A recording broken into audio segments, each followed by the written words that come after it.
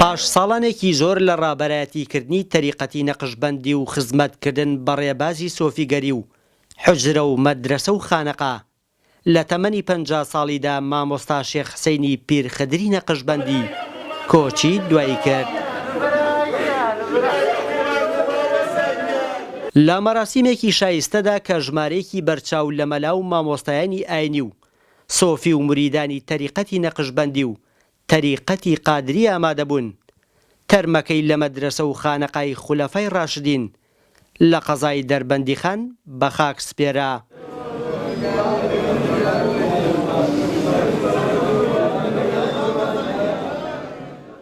شوێن کەوتوانیشی کۆچی دوایی مامۆستا شێخ حسەین بە خەسارەتێکی گەورە دەزانن لە ڕێبازی تەریقەتی نەقشبەندی و خزمەتکردن باینی پیرۆزی ئیسلام. ئەمڕۆ بەشداریمان کرد لە مەراسیمی ماڵاوایی و بە خاک سپاردنی جەنابی مامۆستا شێخ حسەین پیرخەدری شێخی تەریقەت، کەسایەتی جیهانی ڕابەری نەقشبەندی کە دەستێکی باڵای هەبوو لە کوردستان لە خزمەتی حوجرە و فەقێ و مەدارسی علوم شەرعی لە 13 شار و شارۆچکەی ئەم کوردستانە مەدرسە و حوجرەی مزگەوتی بنیاد ناوە و حوجرە و مەدرسەی تیا دروست کردووە و خزمەتی فەقێ و مەدرسەی علومی شەرعی کردووە. پاشکۆچی دواییشی مامۆستا و شوێن کەوتوانی ڕێبازی تەریقەتی نەقشبەندی بەپرس و ڕاوێژکردن و کۆدەنگی مامۆستا مەلا محەممەد کوڕە گەورەی مامۆستا شێخ حسەینیان وەک جێگرەوەی بۆ سەرپەرشتیکردن و خزمەتکردن بە مەدرسە و خانەقاکان دەست نیشان کرد. مامۆستا شێخ حسەینی پیرخدری کەسێکی تەنها باوکی من نەبوو، ئەو لە تەمەنی 50 ساڵیدا ینی بە 50 ساڵ تەمەن توانی کەوا خزمەتێکی زۆر بم ئیسلام و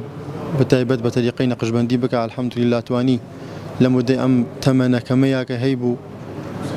13 لە مەدرسە و خانەقا و تەکیە بکاتەوە لە کوردستانی خۆمان، کوردستانی ئەیرە و هەروەها بۆ 4 پارچەکەی کوردستانیش لە هەمویان دەستی دیار بوو. الحەمدولیلا تەنانەت دەستی گەیشتوتە پاکستان و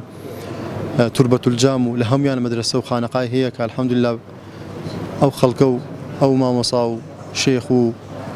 ئەو هەموو مەرید و مەنسوبەت دەبین دەزانی کەوا تەنها باوکی ئێمە نەبوو، باوکی ئەوانە هەمووی بوو. مامۆستا شێخ حسەینی پیرخدری نەقشبەندی ساڵانێکی زۆرە ڕابەرایەتی تەریقەتی نەقشبەندی دەکات و سەرۆکی وەقفی سوننی کوردستان و جگە لە زۆرێک لە شار و شارۆچکەکانی هەرێمی کوردستان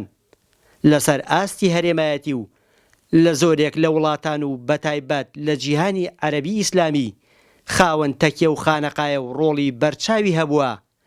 لە پێگەیاندنی هەزاران فەقێ و مامۆستا و مەلای ئاینی.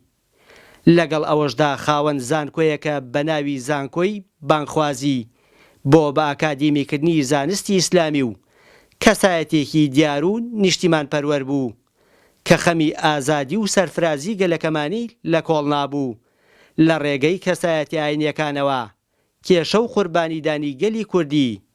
بە جیهانی ئیسلامی دەگەیاند. سەلام ڕەوف گەلی کوردستان، دەربەندی خان.